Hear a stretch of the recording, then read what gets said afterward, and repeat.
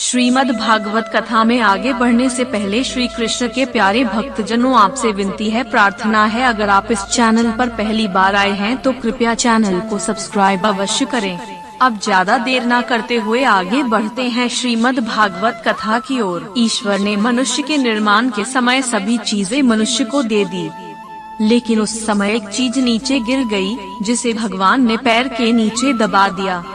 मनुष्यों के जाने के बाद लक्ष्मी जी ने पूछा, भगवान आपने पैर के नीचे क्या छुपाया जो आपने इंसानों को नहीं दिया?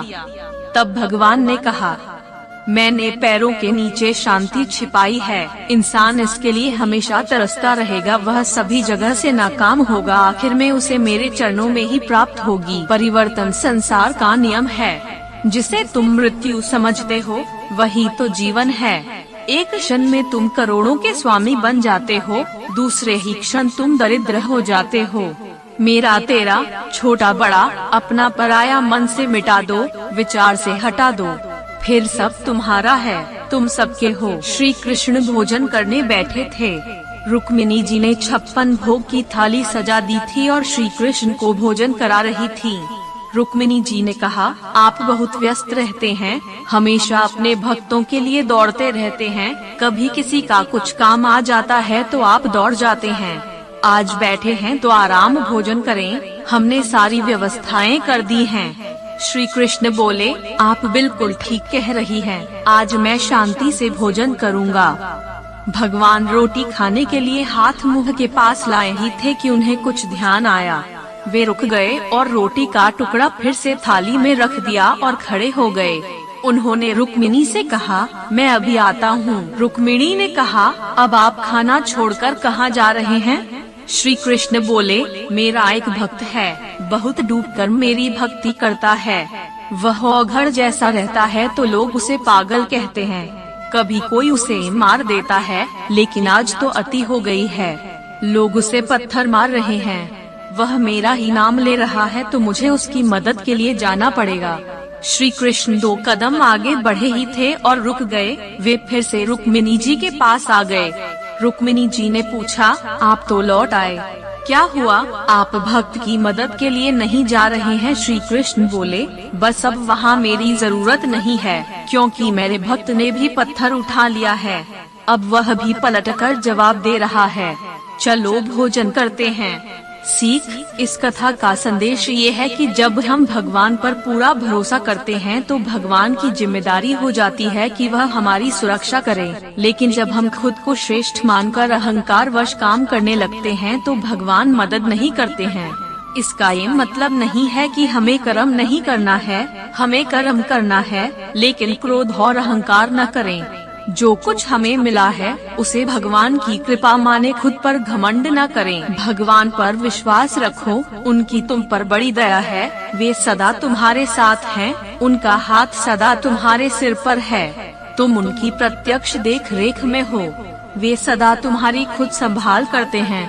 तुम यह विश्वास कभी मन से मत हटने दो, फिर उनके कोमल कर का स्पर्श पाकर कृतार्थ हो जाओगे। एक सेठ के घर के बाहर खड़ा होकर भजन गा रहा था और बदले में खाने को रोटी मांग रहा था। सेठानी काफी देर से उसको कह रही थी, आ रही हूँ। रोटी हाथ में थी पर फिर भी कह रही थी कि रुको, आ रही हूँ। भिखारी भजन गा रहा था और रोटी मांग रहा था। सेठ ये सब देख रहा था पर समझ नहीं पा रहा था। आखिर सेठानी से बोला, रोटी हाथ में लेकर खड़ी हो, वो बाहर मांग रहा है, उसे कह रही हो आ रही हूँ, तो उसे रोटी क्यों नहीं दे रही हो? सेठानी बोली, हाँ रोटी दूंगी, पर क्या है ना कि मुझे उसका भजन बहुत प्यारा लग रहा है, अगर उसको रोटी दूंगी तो वो आगे चला जाएगा, मुझे उसका भजन और सुनना है। यदि प्रार्थना के बाद भी भगवान आपकी नहीं सुन रहे हैं तो समझना कि उस सेठानी की तरह प्रभु को आपकी प्रार्थना प्यारी लग रही है, इसलिए इंतजार करो और प्रार्थना करते रहो। जीवन में कैसा भी दुख और कष्ट आए पर भक्ति मत छोड़िए। क्या कष्ट आता है तो आप भोजन करना छोड़ देते हैं? क्या बीमारी आती है तो आप सांस लेना छोड़ देते हैं? नहीं ना, फिर जरा सी तकलीफ आने पर आप भक्ति करना क्यों छोड़ देते हो? कभी भी 2 चीज मत छोड़िए, भजन और भोजन। एक व्यक्ति बहुत परेशान था, उसके दोस्त ने उसे सलाह दी कि कृष्ण भगवान की पूजा शुरू कर दो। उसने एक कृष्ण भगवान की मूर्ति घर लाकर उसकी पूजा करना शुरू कर दी। कई साल बीत गए लेकिन कोई लाभ नहीं हुआ। एक दूसरे मित्र ने कहा कि तू काली माँ की पूजा कर, जरूर तुम्हारे दुख दूर होंगे। अगले ही दिन वो एक काली माँ की मूर्ति घर ले आया। कृष्ण भगवान की मूर्ति मंदिर के ऊपर बने एक टांड पर रख दी और काली माँ की मूर्ति मंदिर में रखकर पूजा शुरू कर दी। फिर उसके दिमाग में ख्याल आया कि जो अगरबत्ती धूप बत्ती काली जी को जलाऊंगा उसे तो श्री कृष्ण जी भी सूंघ लेंगे। ऐसा करता हूँ कि श्री कृष्ण के मुंह पर कपड़ा बांध देता हूँ।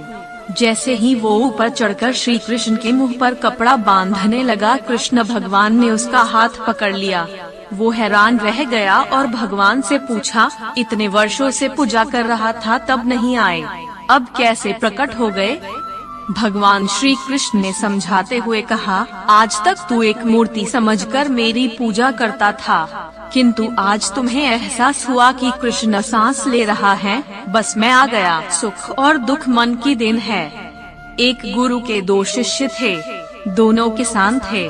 भगवान का भजन पूजन भी दोनों करते थे। स्वच्छता और सफाई पर भी दोनों की आस्था थी, किंतु एक बड़ा सुखी था, दूसरा बड़ा दुखी। गुरु की मृत्यु पहले हुई, पीछे दोनों शिष्यों की भी। दैवयोग से स्वर्गलोक में भी तीनों एक ही स्थान पर जा मिले, पर स्थिति यहाँ भी पहले जैसी ही थी। जो पृथ्वी में सुखी था, यहाँ भी प्रसन्नता अनुभव कर रहा था, और जो आए दिन क्लेश कलह आदि के कारण पृथ्वी में अशांत रहता था, यहाँ भी अशांत दिखाई दिया। दुखी शिष्य ने गुरुदेव के समीप जाकर कहा, भगवन, लोग कहते हैं ईश्वर भक्ति से स्वर्ग में सुख मिलता है, पर हम तो यहाँ भी दुखी के दुखी रहे। गुरु ने गंभीर होकर उत्तर दिया, वत्स, ईश्वर भक्ति से स्वर्ग तो मिल सकता है, पर सुख और दुख मन की देन है। मन शुद्ध हो तो नरक में भी सुख ही है, और मन शुद्ध नहीं हो स्वर्ग में भी कोई सुख नहीं है।